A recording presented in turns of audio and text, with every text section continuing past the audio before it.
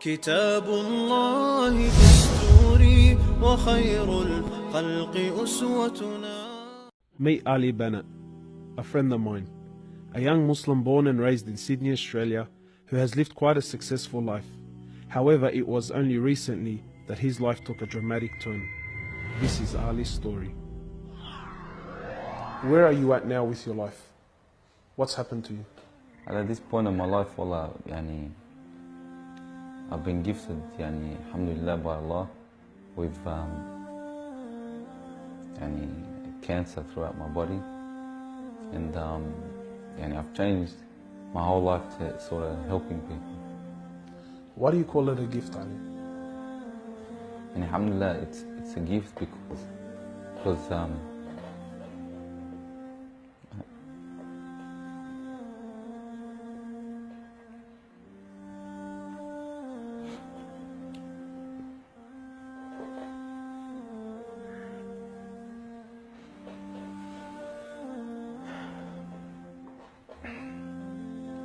and it's a gift because Allah's given me a chance to change. What has having cancer, what has it opened your eyes to? SubhanAllah, everything in life, even the smallest gift, like breathing fresh air.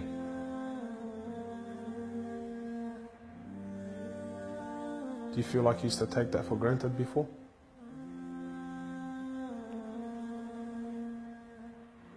How long have you had cancer? 4 months now. Ali was diagnosed with stage 4 cancer and given only 7 months to live.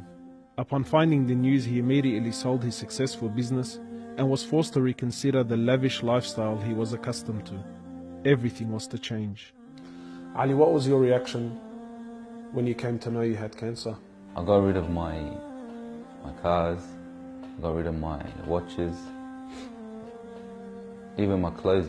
I took them with me overseas and I gave them to a lot of people up there. Alhamdulillah. So I wanted to try to leave this world without anything. So you were on a mission to get rid of your dunya. It wasn't until Ali invited us into his room that we truly understood the luxurious lifestyle that he was living and the extent of the sacrifice that he was making. What's all this, Ali? Talk to me, explain this. It's a bracelet, costs about $60,000. $60,000. Yeah. What do you have in these boxes now? They're all my shoes, alhamdulillah. Louis Vuitton? All Louis Vuitton. How much is something like this worth, Ali? They're probably about $1,300. How much you pay for that, Ali? About $700. Thongs. For a pair of thongs, yeah. So what's happening with the sunglasses here, Ali? I just like collecting different sunglasses. Yeah? I've got rid of a lot of them. I gave them to a couple of brothers in Africa, alhamdulillah. So you're telling me there's a kid in Africa that's walking around with Louis Vuittons and...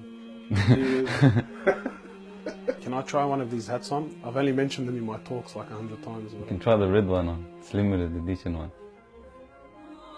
Barakallah. What do you reckon else? Sheikh Gucci. Ali's interest in the dunya has left him abruptly and no longer holds a place in his heart. So Ali, what do you feel now like when you look at this? And driving something like this doesn't really cross my mind anymore. It's not something I would want to do no more.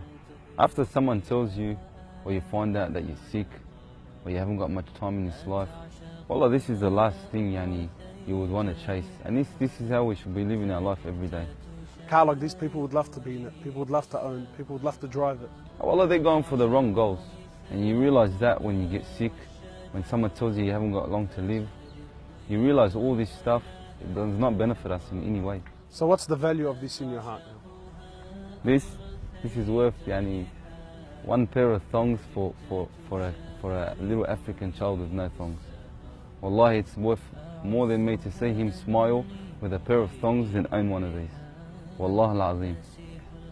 Ali has since dedicated the remainder of his life and wealth to helping those who are far less fortunate than him.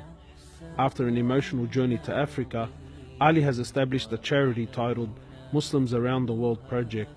The organization wasted no time in the construction of a masjid and a school in Africa to serve as an ongoing charity for him when he finally has to depart this world.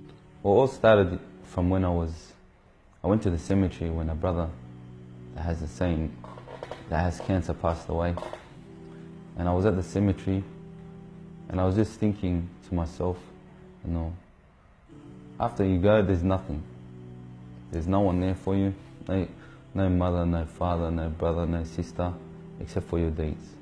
And even your money is not going to be there for you. So the only thing that's going to be there for you is a sadaqah. And that's the only thing that's going to help you gradually through your time in the grave till you get to the ultimate destination. As the reality of death further sinks in, Ali spends most of his personal time in preparing himself for his final meeting with his Creator, Allah. The Prophet of Allah says, sallallahu alaihi wasallam, more or less, he says, he who loves to meet Allah, Allah loves to meet him. And he who hates to meet Allah, Allah hates to meet him. Are you loving to meet Allah? Because of this cancer, I've been advised by one of the brothers to take a special drug to help me with pain and stuff. And subhanAllah, it's very strong. I took a bit too much and I came into a whole different world within not knowing where I was, and it was very hard for me. And subhanAllah, I actually seen things I've never seen before. And my family were there all standing around me, and I was pointing up and I was saying, Ya Allah, take me. And it was that beautiful what I was seeing. I just wanted to go. And the next day, subhanAllah, I woke up and I was upset that Allah didn't take me.